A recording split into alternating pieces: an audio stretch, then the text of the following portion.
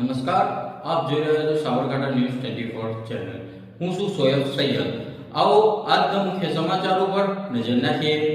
મહત્વના સમાચાર સામે આવી રહ્યા છે. સાબરકાંઠાથી ઈડર તાલુકાના હિંમતપુરની ઘટના સામે આવી. મકાનના પાયાના ખોદકામ દરમિયાન દિવાલ ધસી પડી. પાયાનું ખોદકામ કરનાર યુવાન અને એક બાળક દિવાલ નીચે દટાયા. સ્થાનિક લોકોએ દોડી આવી બંનેના જીવ બચાવ્યા. પહેલા બાળકને અને બાદમાં યુવાનને 2 કલાક જહેમત પછી બહાર કાઢવામાં આવ્યા. સારવાર અર્થે હિંમતનગર સિવિલ હોસ્પિટલ ખાતે ખસેડવામાં આવ્યા. સાબરકાંઠા ન્યૂઝ 24 ને સબસ્ક્રાઇબ કરી લાઇક કરવાનું ભૂલશો નહીં, જેથી આવનારા સમયમાં ઝડપથી આપના સુધી સમાચાર પ્રાપ્ત થઈ શકે. સોએબ સૈયદ, સાબરકાંઠા.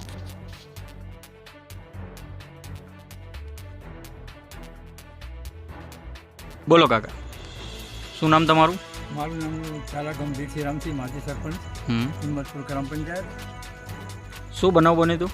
બનાવ એવો બનેલો કે રાજેન્દ્રસિંહ ફતેહસિંહ મકવાણા કરીને ભાઈ અહીંયા પાયાનું કામ કરતા હતા. પાયા ખોદીને અને એક ઉપરથી બાળક હતું ને, એ બાળક બિચારો એકદમ કૂદી પડી ગયો. એટલે સીધો જે પથ્થરો હતો ને, જે દિવાલ હતી ને, જે દિવાલની આખી સાઈડ હતી એ સીધી પડી ગઈ.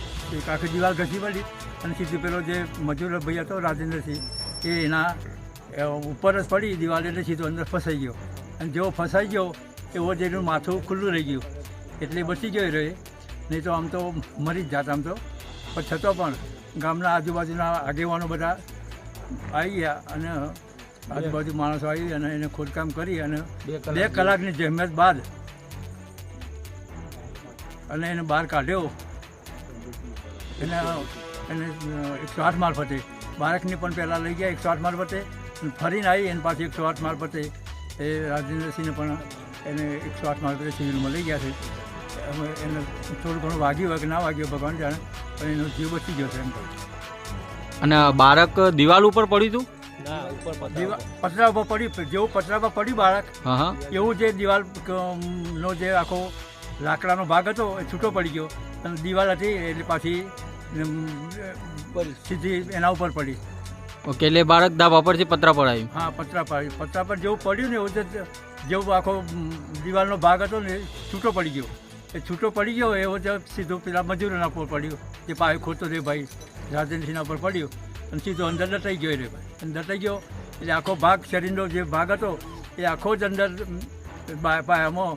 અને આજુબાજુના લોકો આવી અને 2 કલાકની મહેનત કર્યા પછી એને બહાર કાઢ્યો. ઓકે.